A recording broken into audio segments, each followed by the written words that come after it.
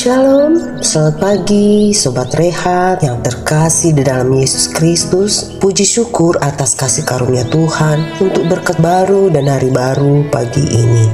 Terlebih kita boleh lagi menyapa Tuhan lewat pembacaan dan perenungan firman Tuhan yang terambil dari Renungan Harian Toraya edisi Kamis 23 Juli 2026. Namun sebelum kita membaca dan merenungkan firman Tuhan, mari kita satu di dalam doa.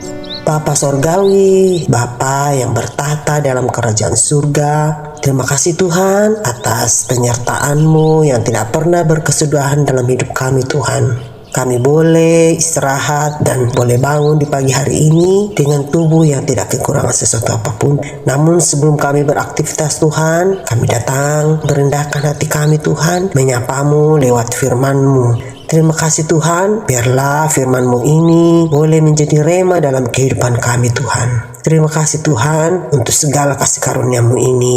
Di dalam nama anak-Mu Yesus Kristus kami berdoa kepadamu. Amin. Pembacaan pada pagi hari ini terambil dari Yohanes pasal 6 ayat 41 sampai ayatnya yang ke-51. Firman Tuhan berbunyi demikian.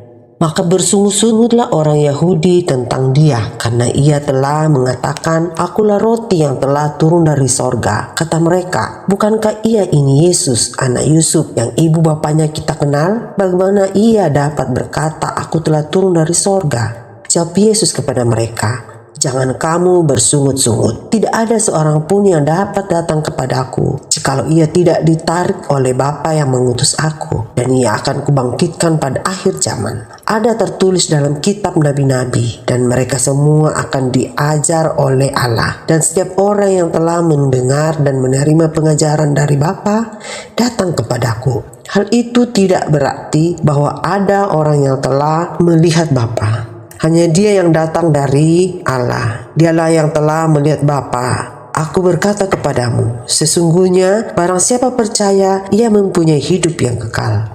Akulah roti hidup. Nenek moyangmu telah makan mana di padang gurun dan mereka telah mati. Inilah roti yang turun dari sorga. Barang siapa makan daripadanya, ia tidak akan mati.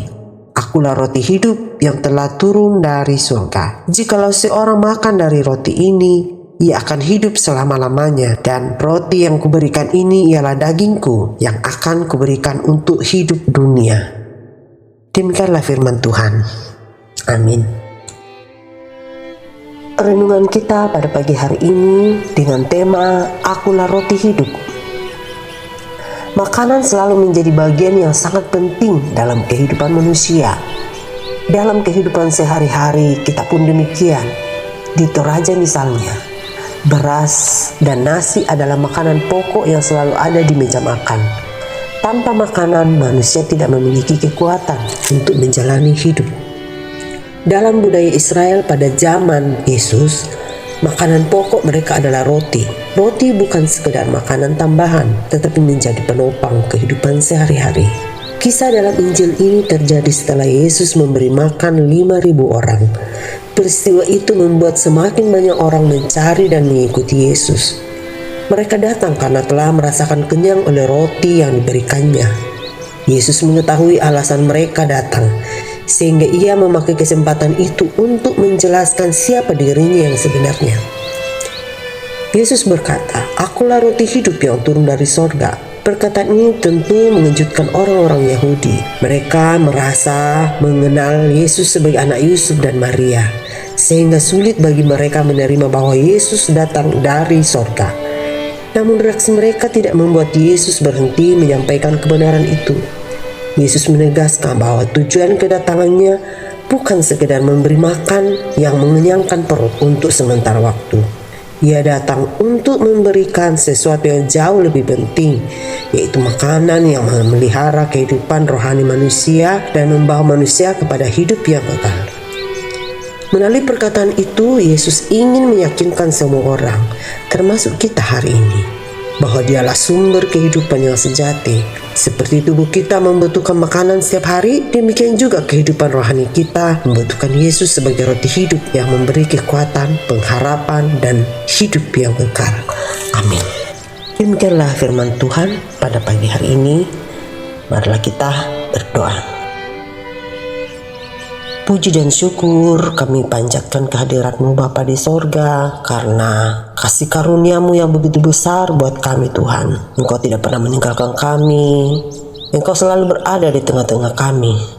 Tapi kadang kami ragu, kadang kami tidak yakin, kadang kami mengandalkan kekuatan kami, kadang kami lebih mempercayai bisikan-bisikan dari kanan kiri kami Tuhan. Sehingga kadang kami tidak menjadikan-Mu roti hidup Tuhan, bahwa Engkaulah sumber kehidupan kami, makanan rohani kami Tuhan. Engkaulah roti hidup yang hadir di tengah-tengah kehidupan kami Tuhan, yang akan selalu mendampingi dan menyertai kami.